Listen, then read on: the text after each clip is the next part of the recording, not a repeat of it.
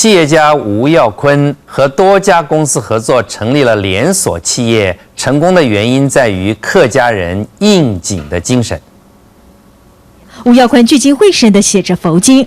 台中都是客家人的他，年轻时到台北打拼，奋斗的过程虽然艰辛，但是多年的努力让他成为房屋中介业的董事长。他说，成功的关键在于应景2个字。市场的交代讲，吃亏冇要紧，尽量用用的方式，莫同人争。吃亏是要占便宜。忙碌之余，吴耀坤也参加客家活动。多年来最大的感触就是客语断层的危机。係討興我小朋友，我成員亦唔曉講客，側邊講遷就記結果提供關於成員側邊唔曉講客。現在吳耀坤要從家庭開始，每天教家人說客家話，塑造成客語家庭。民視新聞何乃強、陳小青台北報道。苗栗县南庄乡的好山好水，孕育出许多野生鱼跟水果。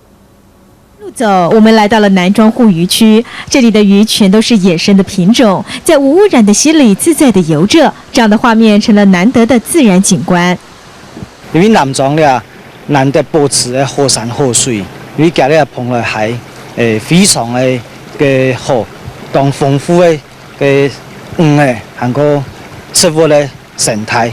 好山好水孕育出的不仅仅是野生鱼，水果也是特产之一。橘子香甜的诱惑，连游客们都抵挡不了。还有，来到南庄不能错过的就是这间泥砖屋，它可是早期客家建筑的代表之一。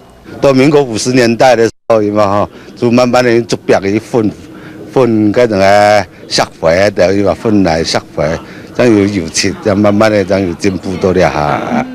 逛累了，不妨坐下来点几道客家菜，享受美食。这样的南庄之旅充满了浓浓的客家味。民视新闻何乃强、陈小青苗栗报道。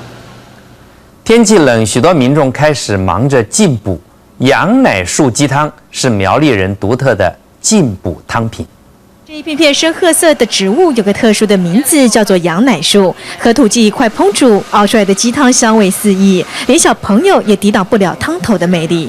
好吃吗？好的。味道带点羊奶味的羊奶树鸡汤，可是一道创新的客家菜。原住民嘅先法，佢本來以前做係先浸酒，差唔多6000年前咧，客家人上跟人哋浸到浴棚啦，煮飯啦，煮嘅，裝到味道很好。美味的还不止这锅，老配浅汤也是苗栗客家的招牌汤，和土鸡一块烹煮，香甜的美味连老饕都难以拒绝。所以你啲啲荷包香嘅太濕布香，啲夾咗10條香，夾咗10條香1熱，能再洗澡，我嚟拔下來。这一条条黑色的萝卜干，可是涂上盐晒干后放了10年的精选，和土鸡煮成鸡汤，甘甜的滋味也是客家独有的美味。寒冷的冬天，喝上这3道热汤，温暖的滋味立刻涌上心头。民视新闻何乃强、陈小青台北报道。